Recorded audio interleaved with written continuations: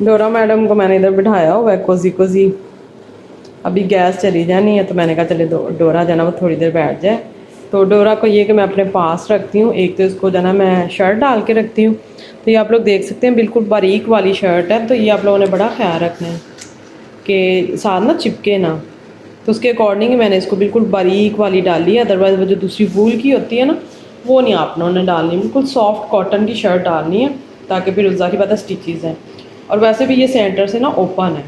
तो मैं फ्लेम थोड़ी कम कर दूँ, इसका शोर ज़्यादा ही है। चलो जी, भाई डोरा को थोड़ी देर मैंने इधर चूल्हे के पास बिठाया। किचन जो है ना वो बड़ा ही गरम गरम है और सर्दियों में बड़ा ही मज़ा आता है इधर बैठ के जो है ना वो नाश्ता करने का। तो अदरवाइज़ गर्मियों में तो दिल करता है कि एसी के नीचे खाना बना लें। डोरा चेक कर रही है क्या क्या हो रहा है। खुशबुएं आ रही है ना, डोरा को खुशबुएं आ रही है। तो डोरा को ये है कि मैं अपने पास ही रखती हूँ। पिछले 10 दिन से माशाल्लाह मैं ना इसको अपने पास पास ही रख रही हूँ। और इसको ये कि मैं आगे पीछे नहीं होने देती। और दूसरा ये कि जो बाकी बच्चे हैं ना उनसे अलग रखा हुआ है।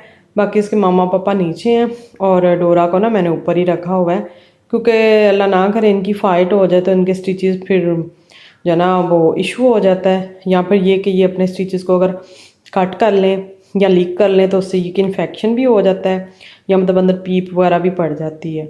तो लास्ट टाइम स्नो ने ऐसे ही किया था। तो सर्जरियों में थोड़े से मसले मसाइल हो जाते हैं, वो हमारी अपनी लापरवाहियाँ होती हैं। बाकी सर्जरी के बाद आप लोग देख सकते हैं कैट माशाल्लाह मज़ीद है ना वो फ्रेंडली हो गई है, सारी रात हमारे साथ सोती है।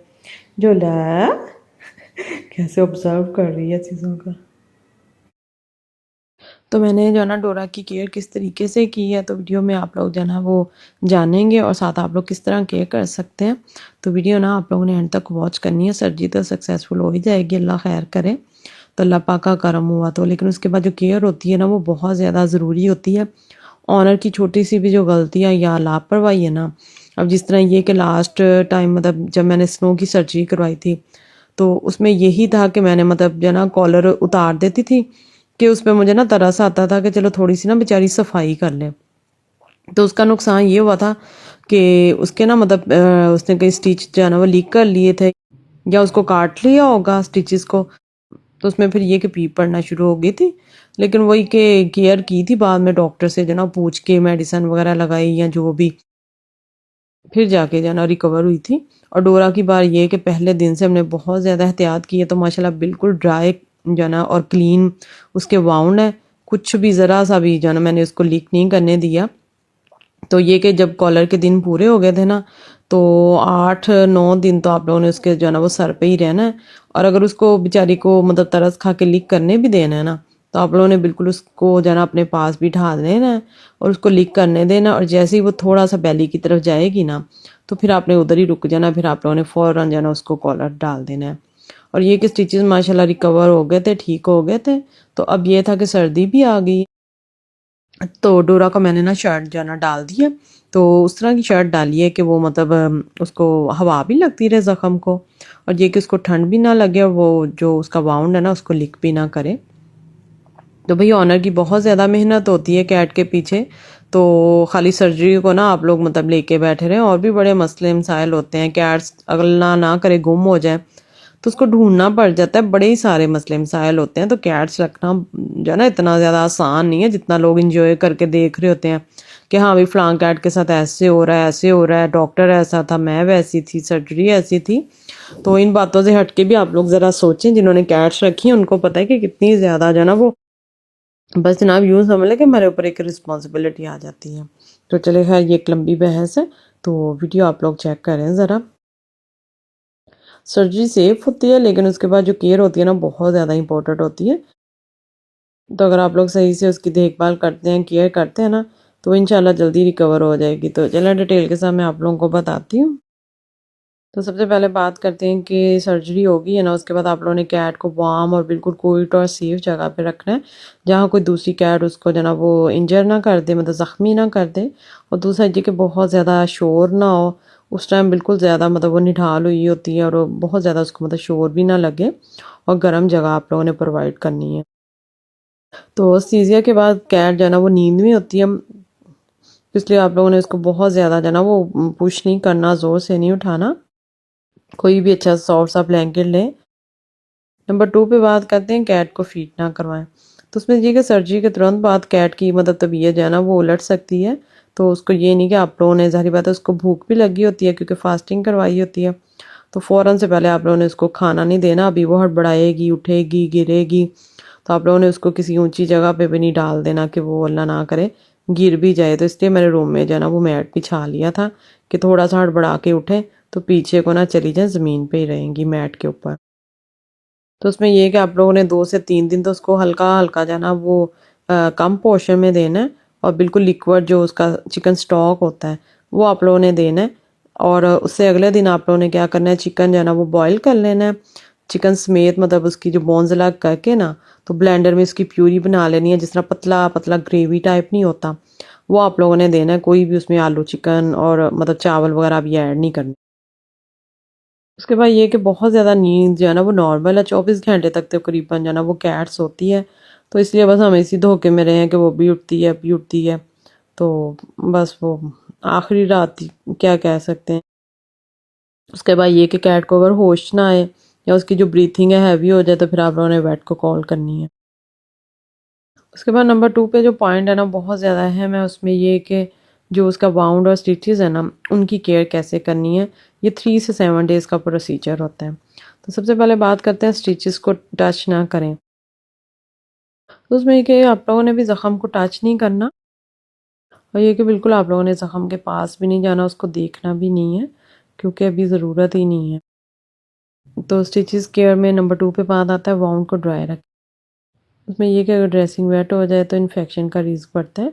तो ये ना आप लोग उसके ऊपर कोई क्रीम लगा दें, कोई हल्दी, घी, ऑयल या कोई डेटॉल वगैरह ना लगा दें, जिस तरह मतलब टोटके वगैरह लोग स्टार्ट हो जाते हैं। तो डॉक्टर ने हमें बोला था कि कुछ भी नहीं करना ना, इसको बस ड्राई रखना है। उसके बाद ये बात करते हैं कॉलर। तो कॉलर तो मस्ट है ना। तो उसमें मैंने पहले भी बताया कैट अपना जो वाउंड होता है ना, ज़ख़म होता है, तो उसको ये कि लिक कर सकती है और इन्फेक्शन जो है ना वो बढ़ सकता है। स्टिचेस खुलने के सबब जो है ना बहुत ही मतलब फिर वो टेंशन वाला माहौल हो जाएगा। तो इसलिए 7 से 10 डेज़ तक आप लोगों ने ना कॉलर ही पहनाना है।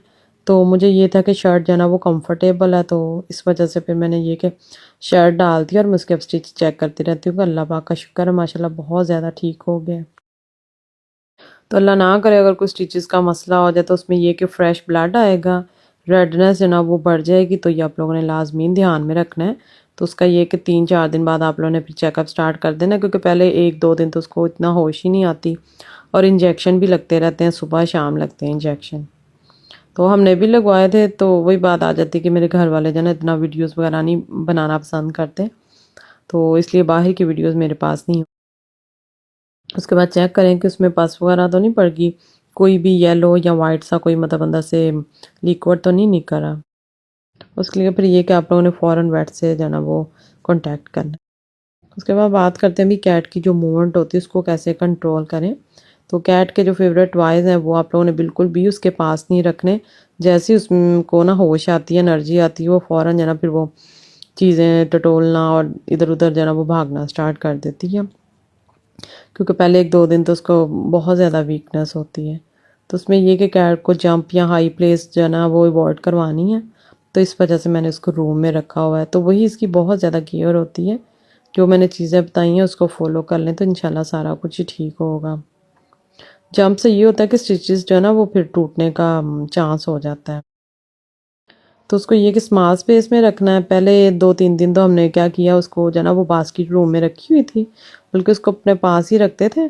तो यूरन वगैरह जो है ना 2-3 घंटे बाद मतलब जब वो हिलती थी ना, तो उसको जो है ना वो यूरन हम लोग करवा लेते थे। उसके बाद फिर ये कि सारा दिन ही वो तकरीबन सोई रहती थी, और बास्केट में छोटा सा ब्लैंकेट रख के ना उसके अंदर हम रखते थे। सारा दिन गर्म होके ना सोई रहती होती थी, और उसको जब यखनी देंगे ना तो खुद ही उसको सुकून मिलेगा।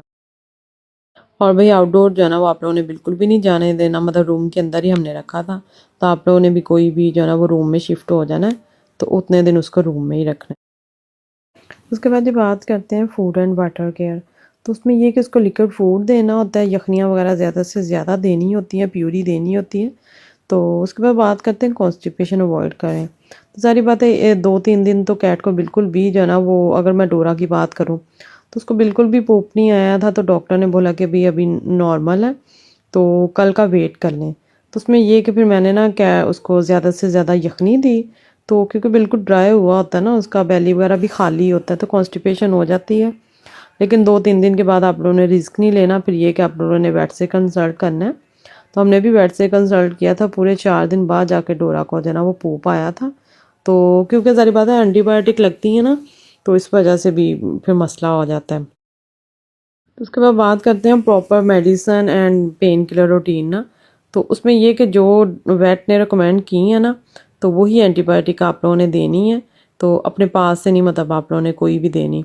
तो डोरा का ये था कि हम सुबह शाम जो है ना वो इंजेक्शन लगवाते रहे थे, तो उससे माशाल्लाह बड़ी जल्दी जो है ना वो रिकवर हुई है। तो अगर बात करें स्पेस सर्जरी का रिकवरी टाइम कितना होता है, तो उसमें ये कि यूजुअली 7 से 10 डेज़ में जो है ना वो स्टिचेस हील हो जाते हैं। तो फुल रिकवरी जो है ना वो 14 दिन तक ही होती है, मतलब 2 हफ्ते लाजमी चाहिए होता है। उसके बाद कॉलर उतार सकते हैं। तो मेरा भी आप लोग देख सकते हैं, मैंने उसका कॉलर जो है ना वो रिमूव कर दिया। तो हर चीज़ जो है ना मैंने फॉलो की है। बहुत ही अहम पॉइंट, वेट को कब जो है ना वो अर्जेंटली कॉल कर सकते हैं। तो उसमें ये कि बहुत ज़्यादा ब्लीडिंग अगर आप लोग देखें, या कैट खाना बिल्कुल ना खाए 24 घंटे के अंदर अंदर, ब्रीथिंग फास्ट हो रही है, या बॉडी हीट ज़्यादा हो रही है, या वॉमिट पार पार कर रही है, स्टिचेस खुल जाने पे आप लोगों ने कॉल करनी है, या बस या कोई भी बैड स्मेल हो, तो आप लोगों ने ये मतलब बहुत ही कम होता है। लेकिन ये कि वेट कोई अच्छा वाला हो, और उसके बाद ये कि उसके साथ प्रॉपर कॉन्टैक्ट हो, ये ना इमरजेंसी के टाइम वो गायब हो जाए। और एक बहुत ही बड़ी और अहम गलती होती है जो आप लोगों को वेट भी नहीं बताएंगे। शायद ही कोई ऐसा समझदार हो वेट मेरी तरह कि जिसको ये चीज़ की समझ हो, वरना उनके लिए तो डिफरेंट प्रोडक्ट्स आती हैं। तो बस ये कि उनको यही होता है कि कॉलर लगाना है। तो ये जो डोरा ने कॉलर लगाया ना, तो इसके बाद में मैंने लेमिनेट कर दिया था। जो घर में मतलब सैंडविच वाली जो शीट नहीं होती, वो मतलब सेफ़ ही होती है, वो इतनी रिस्की नहीं होती। तो वो मैंने ऊपर जाना वो उससे लेमिनेट कर दिया था। तो बाकी ये कि आप लोग अगर फर्स्ट टाइम ले रहे हैं ना, तो आप उसके लिए वो लें जो जो हार्ड सी कोन वाली कॉलर होती है। तो इस तरह की आप लोगों ने बिल्कुल भी नहीं लेनी, वो तो ज़ाहिर बात है लास्ट सर्जरी थी। तो मैंने मतलब अब ये जैसे-तैसे करके जो है ना टाइम स्पेंड कर लिया। तो इसका ये होता है ना, नुकसान इसका ये है कि जब वो कैट लिक करती है ना, क्योंकि उसके मुँह के आगे तो कोहनी होती है, तो वो अपना जो ज़ख़्म है उसको तो लिक कर नहीं सकती, उसको जब कोशिश करती है। तो इनकी नेचर होती है, इन्होंने अपने आप को साफ़-सफ़ाई जो है ना करनी होती है। तो फिर इनके आगे कोई भी चीज़ आती है ना, तो कॉलर को ये लिक करती थी ना, तो उसके मुँह में रेशे जाते थे। तो ये मतलब बड़ी फिर रिस्की चीज़ हो जाती है। तो ये भी आप लोगों ने पॉइंट जो है ना लाज़मी याद रखना है। तो चलें जी, काफ़ी सारी इन्फॉर्मेशन के साथ वीडियोज़ लेकर आती हूँ, ताकि आप लोगों से कोई मिस्टेक ना हो, और आप लोगों के जो प्यारे बच्चे हैं, प्यारे पेट्स हैं ना, वो सेफ़ रहें। तो ओके जी, अल्लाह हाफ़िज़।